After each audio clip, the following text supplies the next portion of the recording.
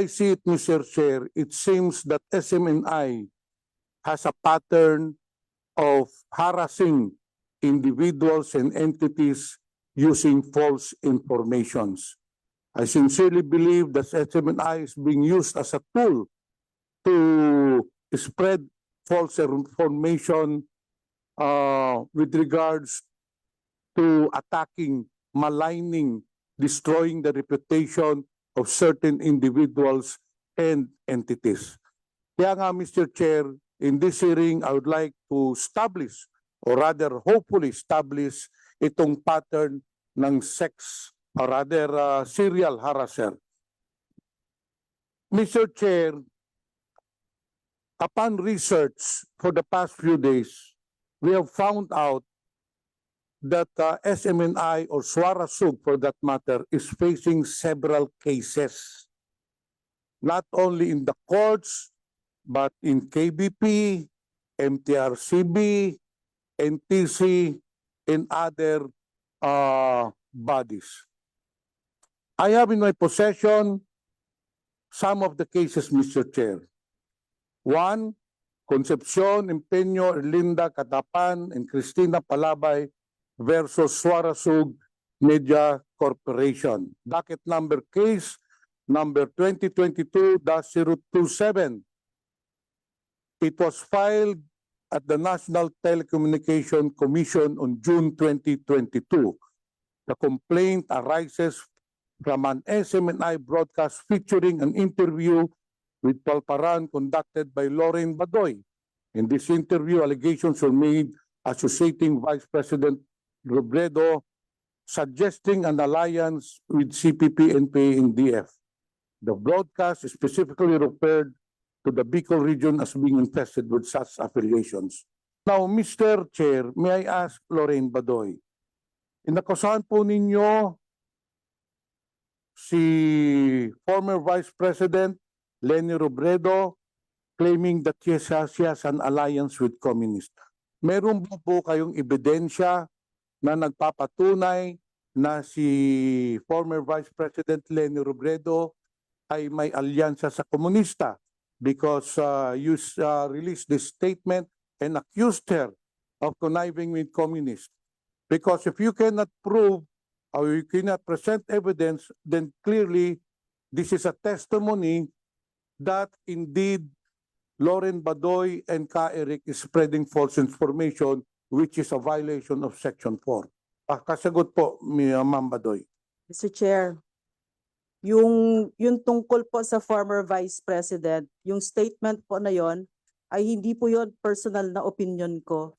I said all those things as the Strategic Communications Cluster Head of the National Task Force, LCAC at the time, and that was in fact the official stand of our government.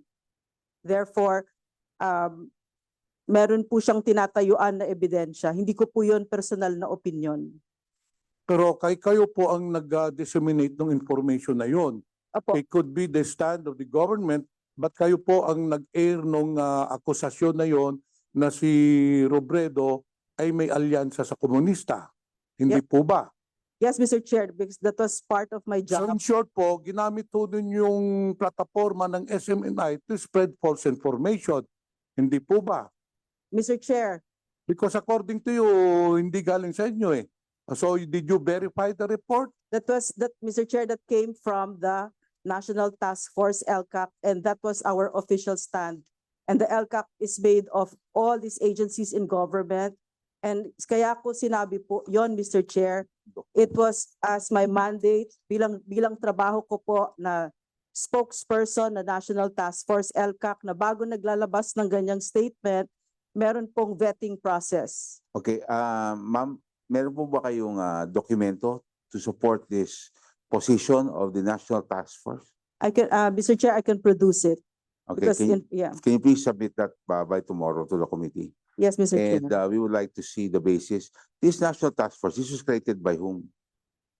The National Task Force, LCAC, Mr. Chair, is the Executive Order number 70 that was created by then President Rodrigo Roa Duterte and it was continued by the sitting president, President Bongbong Marcos. So it is still Yeah, in it- existence, this national task force. Yes, Mr. Chair, but I'm no longer part of it officially. Thank you very much. The Thank you, Honorable Mr. Chair. Mr. Chair, as I've stated earlier, I would like to establish that SMNI is being used as a tool to spread false information.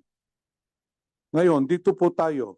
SMNI aired an interview in its news channel wherein Ms. Badoy claimed that Ana Patricia Noon, who put up the Maguinhawa Communist Party, had also links to the communist movement. Totoo po ba ito, Mr. Badoy, Ma'am Badoy? Mr. Chair, again, that was in official stand po ulit yon ng National Task Force LCAC. Hindi ko po yun personal na opinion. And I can, again, Mr. Chair, submit documents and proof regarding this. Yes, as stated by the chair, pakisubmit din po dito kung totoo po ba talaga na yun ang stand ng government because kayo po ang spokesperson at that time. Yes, Mr. Chair. SMNI also violated numerous provisions of 2007 Broadcaster Code of the Philippines, specifically as regards to the credibility of news sources and reports. Ito po ang palaging problema ng SMNI. Mr. Chair, kagaya nung sinabi ninyo na that the speaker spent 1.8 billion pesos in traveling expenses, pero during the last hearing, nung tinanong ko po si Ka Eric, eventually he admitted na mali pala ang source niya because we presented their documents and testimonies from the Secretary General and the head of the Finance Department, Bobby Maling, proving otherwise na walang katotohanan yung 1.8 billion pesos. So, Mr. Chair, clearly, as I've said, meron ho silang pattern. Hindi na ho Kongreso ang nagsasabi sa kanila na tigilan nila yung pag-atake. MTRCB na po. So that is a different ikangang entity from Congress. So ibig sabihin talagang palagi silang may mga kalokohan na ginagawa against individuals and entities. So I hope Attorney Pareha, para naman mabigyan sila ng ikangang lesson na establish na po natin, 5 na ho yung kaso, pang-6 na ho yung sa MTRCB. So Mr. Chair, nakikita po talaga natin, SMNI is not a responsible network. Whereas ang ibang mga TV stations or TV networks na humahawak po ng prangkisa, they are there to entertain the Filipino people. They are there to disseminate important information, especially in times of calamities or news article for the betterment, improvement of the Filipino people. In short, as a medium to disseminate information to the Filipino people.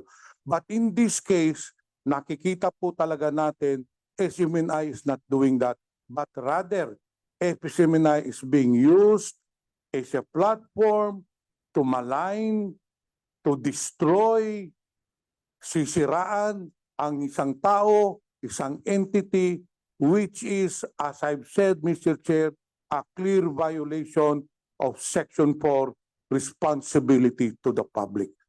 So yun po, Mr. Chair, I hope na nakikita po ng committee itong mga kasalanan ng SMNI, itong mga infractions nila.